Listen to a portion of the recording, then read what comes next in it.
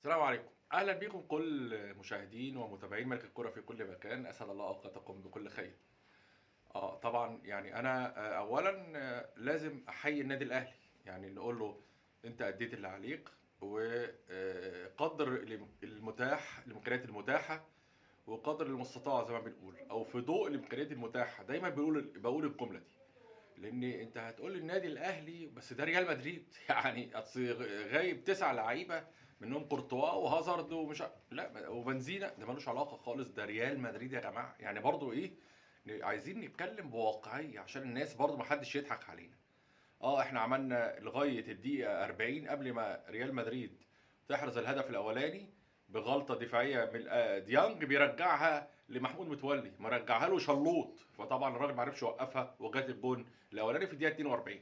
ومن هنا بدا تتوالى الاخطاء الدفاعيه، ومش هقول عدم ثقه، لا يعني اخطاء دفاعيه، ودي بتحصل بشكل كبير في المباريات الكبيره، المباريات اللي هي ريال مدريد. يعني انت ما لعبتش، ده انت اول مره تلعب ريال مدريد رسمي، وكان ماتش ودي بتاع القاهره، ده سيبك اللي هو بتاع صندي، ده قصه تانية، لكن ده اول مره تلعب ريال مدريد، هو اكثر فريق في العالم استحواذا وتحقيقا للالقاب القياسيه، سواء في دوري الشامبيونز ليج، الدوري الاوروبي، او في كاس العالم انديه، في كاس الملك اسبانيا، اللي هو بيسميه كوبا دوري، حاجات كتيرة قوي. فبرضه لازم لما نيجي نتكلم عن ريال مدريد والاهلي نتكلم بالواقعيه، ونتكلم اللي احنا برضه مبسوطين باولادنا. النادي الاهلي هو بيمثل مصر، ما بيمثلش اي فريق تاني.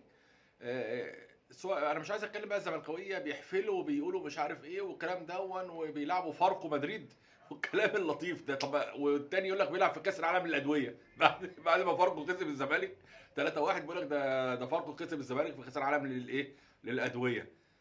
طبعا حاجات لطيفه جدا، واحنا ده حاجات يعني اسقاطات لطيفه، لكن ما تبقاش اكتر من كده. ده انتوا اتغلبتوا مش عارف ايه، بس بالراحه، ما يبقاش الموضوع الناس متشنجه، والناس مش عارف ايه متعصبه، واصل الزمالك احسن، اصل الاهلي احسن. لا لا لا، انا بقول لكم يا جماعه، اي فريق بيلبس او بيمثل مصر، كرة قدم، كرة يد، كرة سلة، أي حاجة طايرة، حتى أي إن شاء الله فريق إيه، إحنا بنشجعه. ليه بقى؟ المنطق بيقول كده. أنا أهلاوي، الزمالك بيلعب في بطولة أفريقيا، أنا أشجع الزمالك، أشجع بيراميدز، أشجع فيوتشر. الأهلي بيلعب، أشجع الأهلي في بطولة أفريقيا طبعا. يعني ده المنطق والطبيعي جدا لناس عاقلة عدت ال 40 يعني بايام زي حالتي يعني عشان برضو الناس تبقى عارفه ان القصه كل ما بتكبر، كل ما الخبره التراكميه بتزيد، كل ما كان الهدوء بيزيد، الانفعال والثبات النفسي بيزيد، فبالتالي انت بتتفرج بتستمتع بالكوره. انا مش عاجبني ماتش زي ده بقى اللي بعد الدوري الانجليزي، يعني بسيطه، الموضوع مش كيمياء. مش عاجبني الدوري دون، قالب على الدوري الاسباني، مش عاجبني الماتش ده، عادي جدا، الدنيا بقت قريبه جدا في الفضائيات وكل حاجه، كل واحد بيشجع فريق يتفرج عليه. لكن انت ما تضايقنيش، يعني انت بتستفيد ايه لما انت تضايقني وتخليني ما بقاش مبسوط او سعيد؟ الكلام ده كله مش ضد المنطق. يعني انا زملكاوي، فانا هحفل على الاهلي اتغلبته من ريال مدريد 4-1. ما هو كاس العالم للانديه يا جماعه، مش كاس العالم للادويه يعني ما تزعلوش مني، ما هو برضو كل حاجه ليها حاجه. النهايه ان الاهلي هيلعب على الثالث والرابع، الاهلي ضمن اللي هو يفوز ب 2.5 مليون دولار تقريبا، وده ممكن يستغله في اللي هو يدفع جزء ليه لكهربا ويجدد عقده. طبعا زي ما الناس بتقول لي ممكن، لان كهربا يا جماعه الاتحاد الدولي الفيفا النهارده لجنه الانضباط اديت له مهله 60 يوم، اللي هو يدفع 2 مليون و400 الف دولار. الشرط او الفايده 5% على المبلغ اللي هو المستحق لنادي الزمالك. طب ايه تاني؟ 30 الف فرنك سويسري غرامه على كهربا. طب بعد 60 يوم لو كهربا ما دفعش ايه اللي هيحصل؟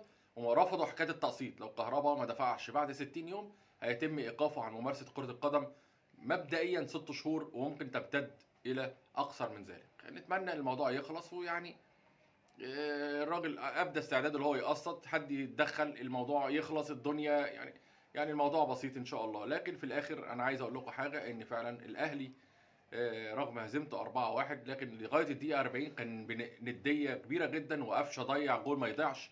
لكن عايز اقول لكم حاجه، كولر يا جماعه، كولر تغييراته كلها غلط. حسين الشحات كان لازم يستمر، كهربا وطاهر كانوا لازم يبداوا اساسي ومعاهم حمدي فتحي.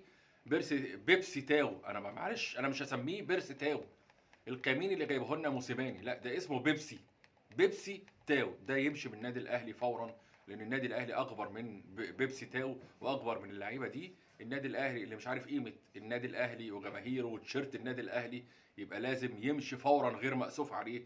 كذلك الزمالك لما بيمثل مصر في افريقيا لازم نشجعه، بيراميدز وهكذا لازم نشجعه، فيوتشر لازم نشجعه. اي حاجه غير كده فهو ضد المنطق. لكن في النهايه بقول لعيبه الاهلي انتوا عندكم فرصه اللي انتوا تسعدوا جماهير مصر والنادي الاهلي بصفه خاصه، واللي انتوا تكسبوا ان شاء الله فلامينكو. وسبق ان احنا كسبنا او الاهلي كسب فلامينكو في الثالث والرابع قبل كده في بطوله كاس العالم للانديه او مونديال الانديه السنه اللي فاتت حسب ما اتذكر يعني. وان شاء الله نتمنى ان الكره المصريه تتطور وتزدهر، بس عايزه شويه يعني منظومه، عايزه شغل، عايزه تخطيط، عايزه حاجات كتيره قوي. الناس تخلص النيه، وان شاء الله هنلتقي في اطلاله جديده مع مباراه جديده وفوز جديد، او حتى لو اخفاق بس انتقاد موضوعي وليس ضد المنطق. نتمنى ان شاء الله كل التوفيق للكره المصريه مع ملك الكره. سلام.